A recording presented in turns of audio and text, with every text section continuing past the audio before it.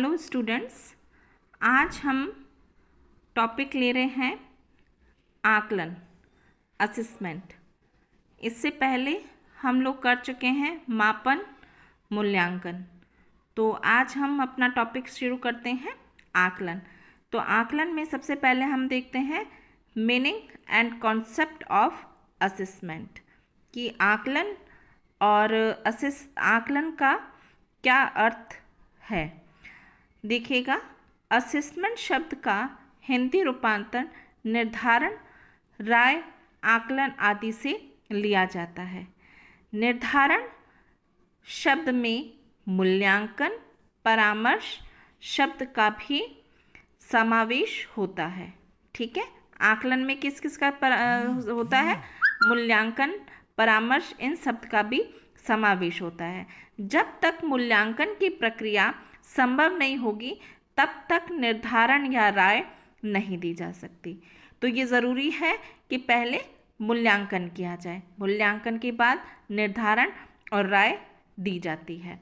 अतः निर्धारण या आकलन की प्रक्रिया मूल्यांकन के बाद ही संभव होती है। आकलन की प्रक्रिया में आकलन का कार्य प्रत्येक छात्र की शैक्षिक आवश्यकताओं की पूर्ति के लिए होता है।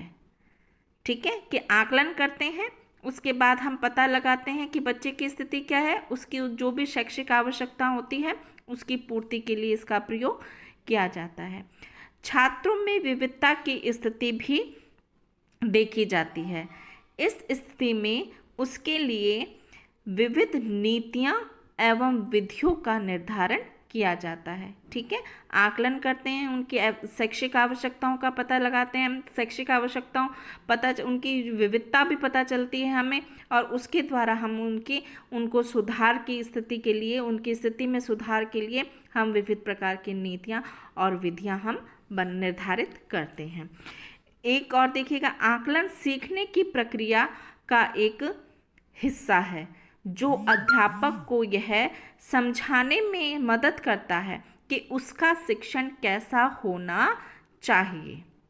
बच्चों का आकलन मात्र बच्चों का आकलन नहीं होता, यह आकलन शिक्षक का भी होता है।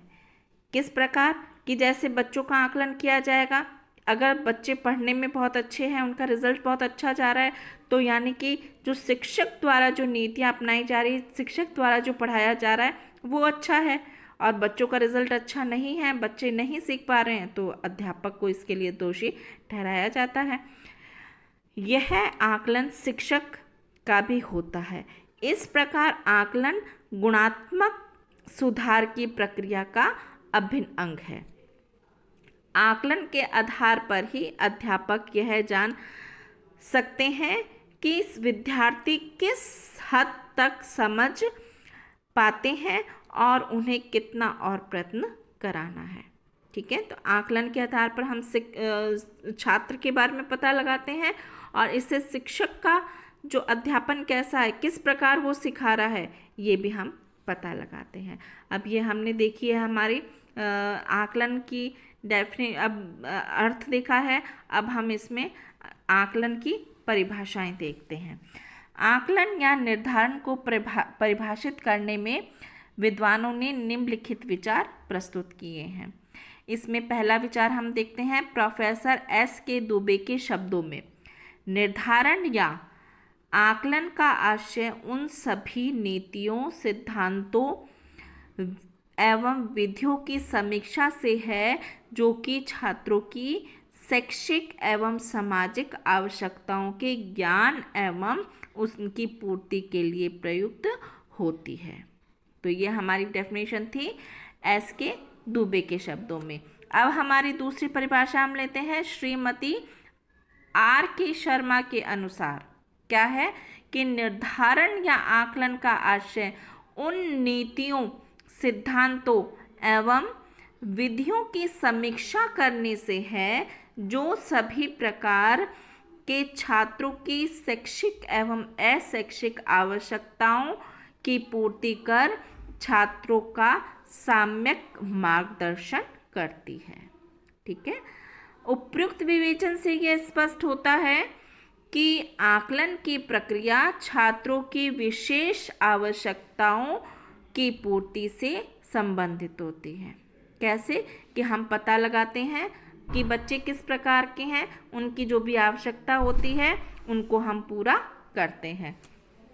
अब हम देखते हैं आकलन की विशेषता। आकलन की क्या क्या विशेषता होती है, देखिए। पहला हम लेते हैं, आकलन एक व्यापक पद है जिसमें संरचनात्मक यानी फॉर्मेटिव एवं समस्टिव तथा योगात्मक प्रकार के आकलन होते हैं। ठीक है, आकलन एक व्यापक शब्द है जिसमें संरचनात्मक तथा योगात्मक प्रकार के आकलन होते हैं। दूसरा देखिए, आकलन के अंतर्गत बालक के सभी पक्ष, किसी हम एक पक्ष को नहीं ले रहे कि शारीरिक देख रहे हैं कि मानसिक देख रहे हैं, आकलन के अंतर्गत हम बालक के सभी पक्षों, शारीरिक, मानसिक, नैतिक आदि का हम इसके अंतर्गत सभी चीज़ें आ जाती हैं जिसका हम आकलन करते हैं। फिर थर्ड पॉइंट आता है, आकलन निरंतर चलने वाली प्रक्रिया है, हमेशा चलती है। आकलन एक बार होके समाप्त नहीं होता है, हर स्थिति में बच्चों का आकलन करके उनकी स्थिति का पता लगाया जाता है। फिर फोर्थ है, आकलन का शिक्षा के उद्देश्यों से घनिष्ठ संबंध होता है। अब फिफ्थ पॉइंट आता है हमारा। फिफ्थ पॉइंट है, आकलन का प्रमुख संबंध छात्र के विकास से है। सिक्स पॉइंट है, आकलन एक प्रकार का सहयोगी कार्य है जिसमें छात्रों, अध्यापकों एवं अभिभावकों का पूर्ण सहयोग प्राप्त किया जाता है। कि आकलन के द्वारा इनका सहयोग प्राप्त करके हम अपना कार्य पूर्ण करते हैं। फिर सेवेंथ है, आकलन का स्वरूप सुधारात्मक होता है। आकलन क्यों किया जाता है? बच्चों को सुधारने के लिए, उनकी शिक्षा को सुधारने के लिए, उनकी आवश्यकताओं की पूर्ति के लिए किया जाता है। यह छात्र की शैक्षिक लब्धि का ही आकलन नहीं करता। फिर एट्थ पॉइंट होता है, आकलन के परिणामों के आधार पर किसी छात्र के संबंध में पूर्ण उत्तरदायित्व के साथ भविष्यवाणी की जा सकती है। वह किस सीमा तक किसी उद्देश्यों की प्राप्ति हुई है तथा पुनरावृत्ति की आवश्यकता है। ठीक है, अब हमारा नाइन्थ पॉइंट आता है, कक्षा के अंदर जो सीखने के अनुभव उत्पन्न किए जाते हैं वे प्रभावशाली रहे हैं या नहीं। तो ये आज हमने किया है हमारा आकलन, इसका हमने मीनिंग, कॉन्सेप्ट और उसकी हमने विशेषता की है।